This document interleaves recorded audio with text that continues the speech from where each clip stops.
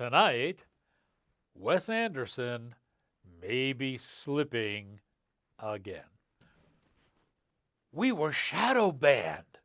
Tell you all about it. And Poland, after I skewered them on the last show, rebounds nicely in celluloid. All that and a whole lot more for you as cinematic class is about to begin. And your professor is in.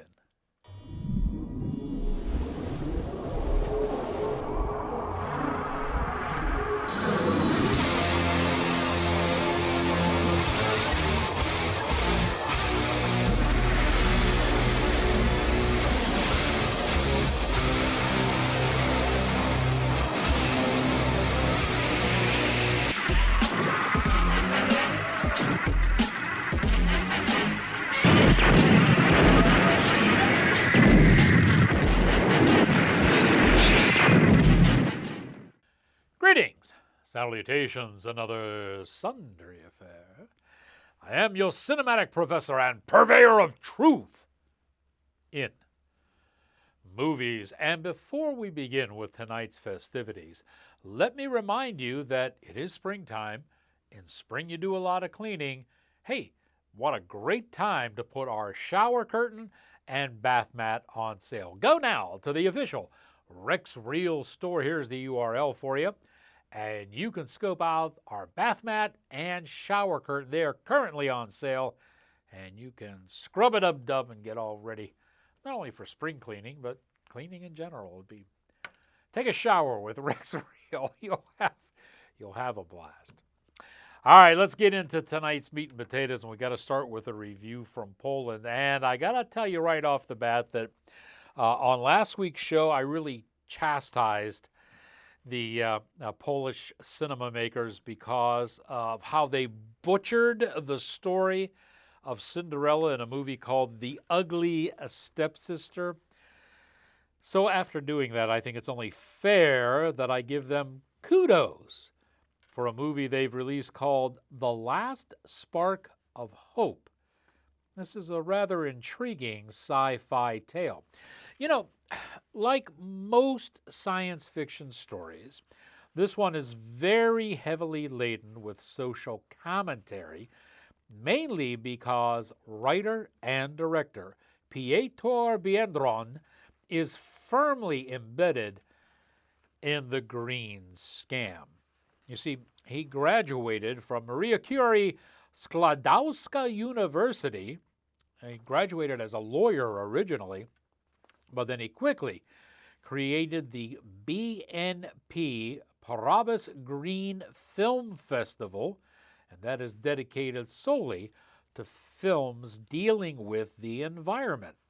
So, in keeping with his personal crusade to return the earth back to nature at the destruction of mankind, The Last Spark of Hope begins when the earth is already in a rebirth. The same false narratives, the temperatures rose, the ice caps melted, and we found out this week that's not true. They're actually adding ice to them. Viruses were released through nature and man. The wealthy and the politicians tried to escape on rocket ships, but they had no destination. I guess that helps you really appreciate Elon Musk, huh? And they died in space. So the only person left on Earth is Ewa, and she is living high atop a mountain above all of the Earth's pollution and bad air and what have you. She's battling extreme loneliness, and she is guarded by Arthur. Arthur is a military robot provided to her by her father just before he died.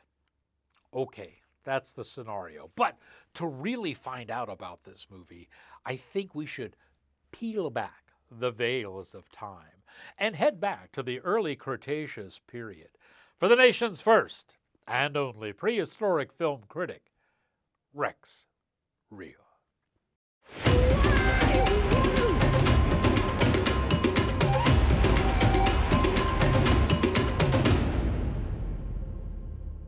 The Last Spark of Hope offers two tropes for sci-fi lovers. Man versus nature and man versus machine. Both should make sci-fi geeks extremely happy. Cinematographer Thomas Wozik and editor Marcelli Meager perform yeoman duty behind the camera. Stanislaw Jozak assembles Arthur, and his design is suspect. When Arthur rebels, he does not seem daunting enough to be so problematic. Of course, Ewa is a woman, and that may account for much.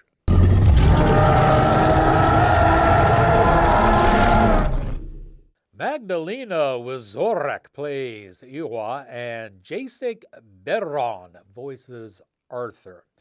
You know, once you pass the ridiculous premises of the Green News scam as foundation for the plot, The Last Spark of Hope is a rather engrossing tale, even if Ewa's actions are, let's say, exceptionally suspect. Piotr provides one more political misanthrope pertaining to the salvation of mankind. In order to fool Arthur, Ewa poses as an invader and as a refugee. The robot then concludes that the human race can continue and be successful through, you guessed it, invaders and refugees. This is a concept giving credence to the disastrous immigration policy of the Biden administration. Here's a look at The Last Spark of Hope. I'm sure that no intruder enters. And who do you think is the intruder? It is a simple algorithm. Everyone who doesn't know the password. Well, it's a very interesting definition. Do you remember when you served at the border during the climate wars? You wouldn't let anyone through. And they were people, not intruders. They were intruders. They didn't know the password. What are you talking about? It's like you don't even know what you were built for. During the first climate war, they ran out of water in India. And the temperature rose so much, the people and animals were boiling alive. And what could they do? They had to escape to the places that gave them a chance to survive. And what did the countries of the North do? They placed thousands of robots like you along the borderline. Thousands of robots who executed the greatest extermination of the human race in the world's history. They didn't let anyone through. No one got through. No one. It was genocide of all the people who fought to survive. For themselves, their families and children. Crimson. Those are lies. Robots cannot harm humans. You served and led an army of robots during all climate wars. Only your data was simply deleted. Sometimes the viewer's right. Let's dip into tonight's mailbag.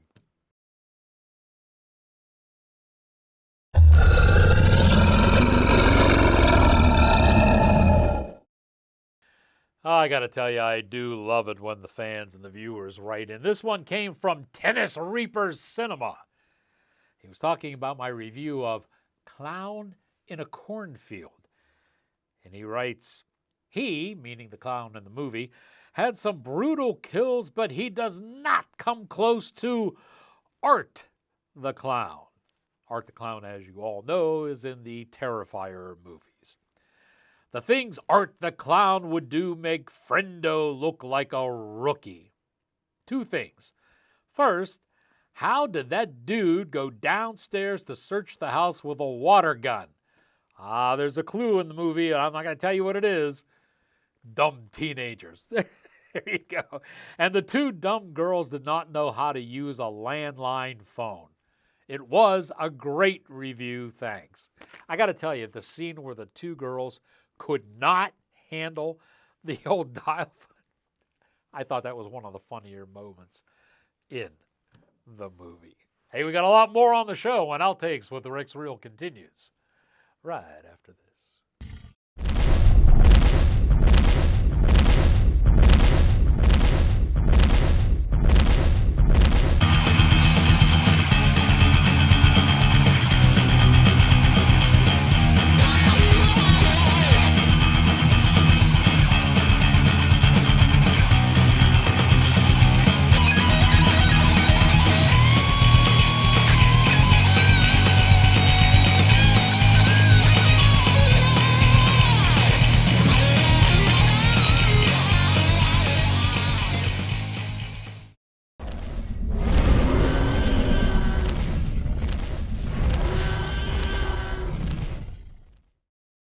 Ladies and gentlemen, welcome back to the show. I've got to admit that I have kind of a, well, like a love-hate relationship with Wes Anderson. You know, his early films, and in that I'm including The Royal Tenenbaums and Fantastic Mr. Fox, they were absolutely dreadful wastes of celluloid.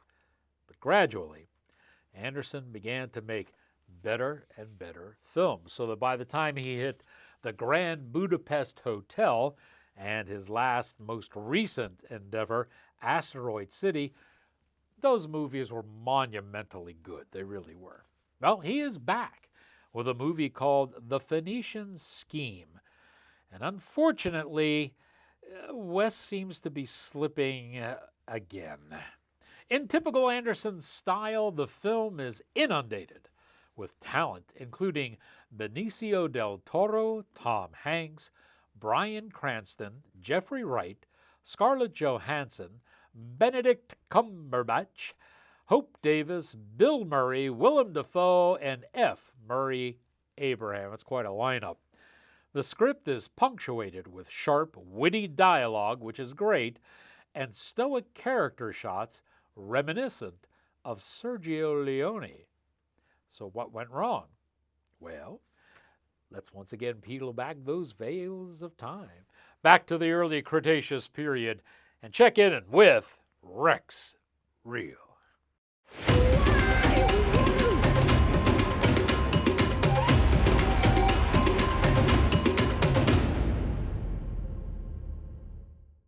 Anderson boasts an exceptional crew for his films, including Alexandre Desplat for the musical score and Bruno Del Bonel as chief cinematographer. Their work is always stellar.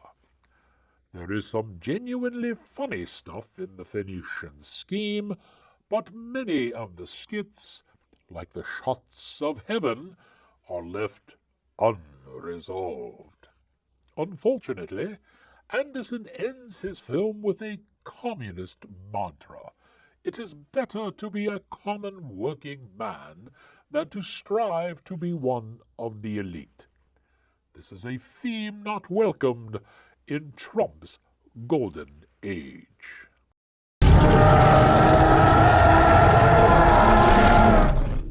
Anderson attempts to flex seal his subplots, usually with something absurd, but unfortunately the sticky glue absurdity that was so present in Asteroid City is missing in this movie. The result is an untangling which causes the film to be flimsy and fall by the wayside.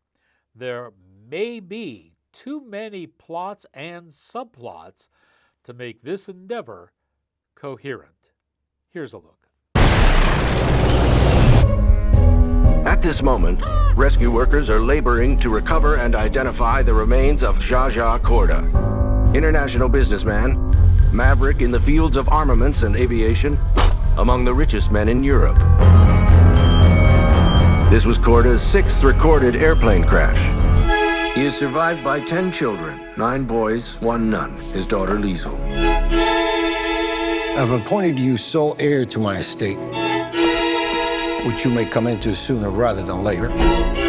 Why? It's been 6 years since our last meeting. I have my reasons. Which are what? My reasons? I'm not saying. I'm saying I'm not saying. Corda Land and Sea Phoenician Infrastructure Scheme. My most important project of my lifetime. Our objective: disrupting, obstructing, impeding, crippling Corda's enterprise in any manner possible. Get the hand grenades. Today, tonight, and tomorrow, we rendezvous with every Titan and pretend we agree what we already agreed. But in fact, we don't. We can't.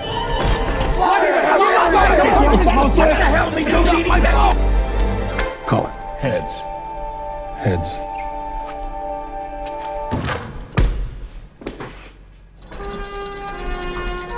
Is this supposed to be here? It was under the lunch trolley. Oh dear, who shot you? Tara's from out of town. Help yourself to a hand grenade. You're very kind. Could you imagine falling in love with a man like me, by the way, hypothetically? You're drunk on 3 beers.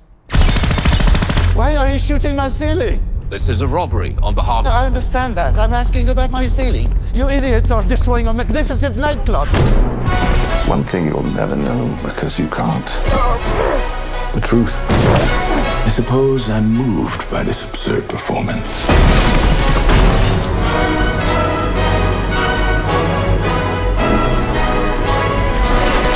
I recognize this assassin. Come now. Suicide panel. Merciful Father, take this miserable sinner into the comfort of heaven.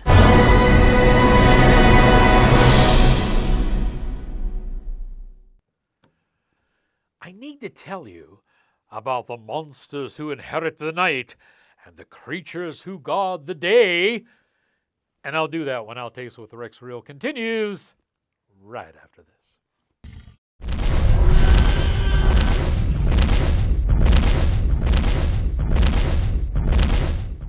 Say, for the last couple of weeks, I've been telling you about Gabriel Mastracci and how he can brand, rebrand, or develop your product or service. Well, he went and did it for himself. You know, those of you that have been following Outtakes with Rex Reel on the Facebook page, you've seen these photos that I've put up with Gabriel doing pictures kind of in a kid's fashion, if you will, of dinosaurs and various prehistoric beasts. Well, they've been collected now into a coloring book.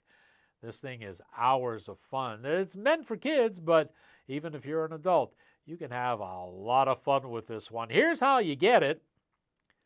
Yeah, we're going through the Bezos on this one.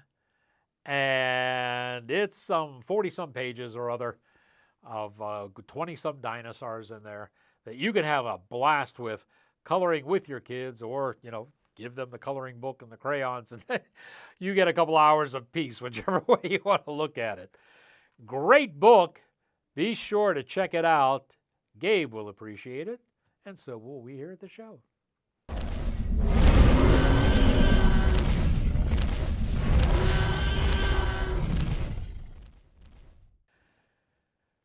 Welcome back to the show, ladies and gentlemen. Now, here's a movie. It's called A Hard Place, that throws so much at you that it is difficult to juggle, resulting in a rather massive crash in the final reels. You see, in A Hard Place, a band of criminals thinks that they are heading for a safe house. They want to kind of lay low after doing a big heist. But the house is actually a DMZ area for a battle raging between the creatures who rule the day and the creatures who rule the night. And these creatures are battling pretty much like the proverbial Hatfields and McCoys. It's that time again. Let's peel back the veils of time and check in with the nation's first and only prehistoric film critic, Rex Reel.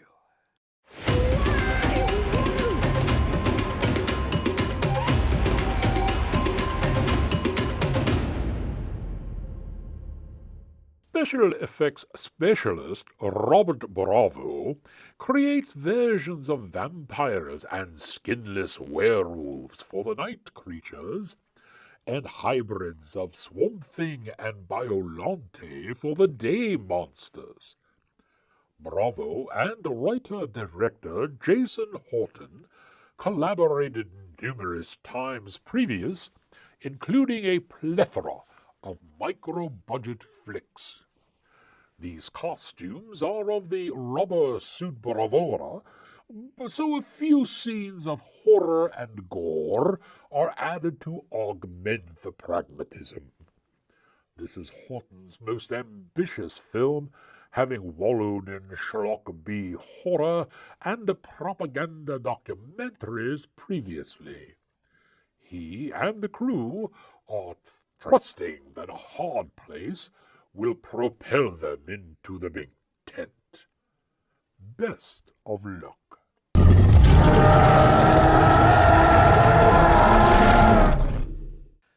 A Hard Place stars Rachel Bryant, Ashley Undercuffler, Lynn Lowry, Felicia Rose, and Kevin Caliber. Folks, if you like your schlock B horror films chock full of mayhem and monsters, A Hard Place is just your ticket. You know, this is gonna work out for us. And the best part is that no one gets hurt. We need to find somewhere to lay low. Somewhere off the grid. Let's go. I don't want to get mixed up in whatever state we're in, Chainsaw Massacre. What the hell?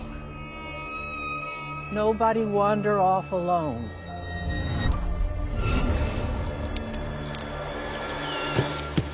Xenia! They're coming for us. Y'all want to get out of here?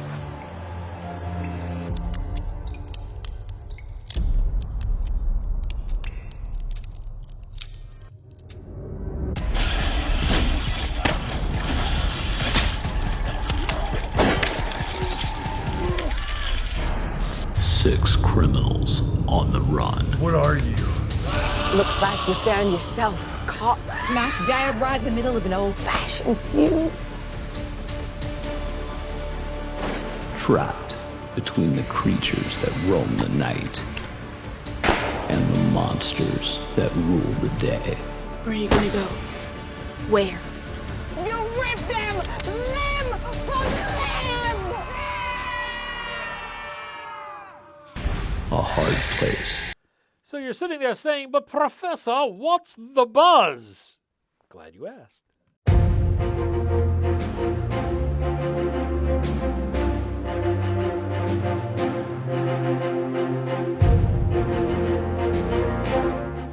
Big news in the industry now is that theaters, once again, are having to reinvent themselves. And this is primarily because of the streamers who seem to be taking up all of their business. There's a battle going on now between studio executives and theater owners as to how they should approach this subject. Chris Johnson is CEO of Classic Cinemas.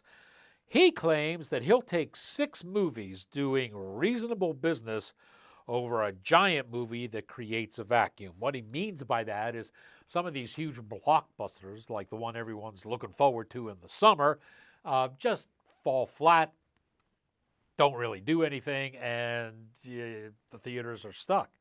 What can you do? You can't believe the ideas that are coming out. Some people are saying, let patrons smoke weed in the theater, that will bring in the seats. Other people are saying, let people bring their phones in and text during the movie. This way, when a slow part comes on, they can say, these ideas are bizarre, but yet they're actually being considered. Folks, the problem all stems from time. You see, normally, when a movie was released, there was a 90-day minimum period that movie couldn't appear on TV in any form, whether it was a streamer, VOD, or whatever. Nowadays, that time is down to 17 days. Okay? Big difference. And that's causing the problem. I'm going to continue telling you about this plight and dilemma and what the theater owners are trying to do in future episodes of The Biz Buzz. Boy, everybody knows I kind of have a bad side, but we got shadow banned. And when I say we, us here at Outtakes with Rex Reel from YouTube. Let me tell you how this happened because it's kind of bizarre. There were a couple of movies that came out. One of them was Striking Rescue with Tony Jaa, and the other one was Silent Partners. That I put them online about the same time. And they immediately were flagged with YouTube's algorithms saying that there was a copyright infringement, even though the studio had given me the clips to use. So the people at the studio got back with me, wanted to know, links for the show. And I told them, I says, look, the hits on this are very low because I was hit with a copyright injunction. One guy at the studio said, I'll take care of it. Wow, the next thing I know, I don't know what he did, but the whole website just, nobody was tuning in to the website for anything. And I had a clip of movies there that I was lucky if they had 2 or 3 views. They just, whoosh, they went Luckily, Rumble picked up the slack, but oh my God, YouTube just slowly but surely now, with the release of First Moon, they seem to be back on track again, and we're getting the hints, but it wasn't me that caused the trouble. The studio yelled at them for clamping down on the reviews, and hopefully, that nonsense won't happen again. And I told you on the last show, I wanted to tell you about the werewolf dilemma. It used to be werewolves were cursed people, okay? Beware the moon, that type of thing. But anymore, all these werewolf movies are changing, especially the Universal remake, which was just called Wolf Man, and it turned out to be some kind of a natural virus that infects man because nature gets pissed off. Crazy things. They're turning from cursed souls to transformers, diseases causing it, and even environmental elements causing it. This is not what the Wolfman and werewolves were all about.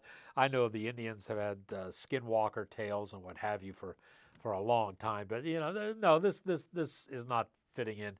It's no bueno. And personally, I think a lot of them are doing this because if you follow a traditional werewolf curse, it has religious overtones to it, okay? And in the guise that Hollywood always does, they want to take a very good monster, the werewolf, the cursed soul, the damned soul, and turning it into an environmental or a social or some type of victimhood because it fits in with their narrative better. Bad. There's more coming on the show when Outtakes with Rex Real continues right after this.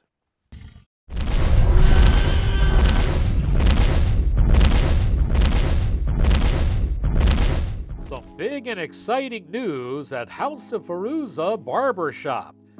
Yes, normally, Mondays are days that barbershops are closed. But because Sam and his crew are so popular now, they are opening up on Mondays for special appointments. That's a day they're typically closed.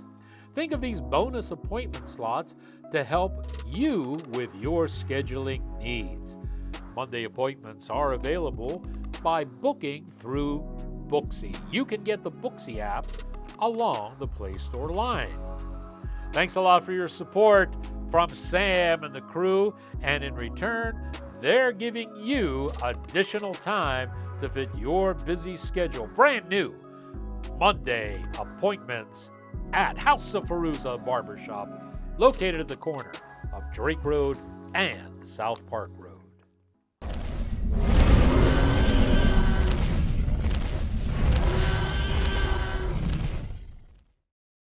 I would love to talk more movies with you, but we are fresh out of time.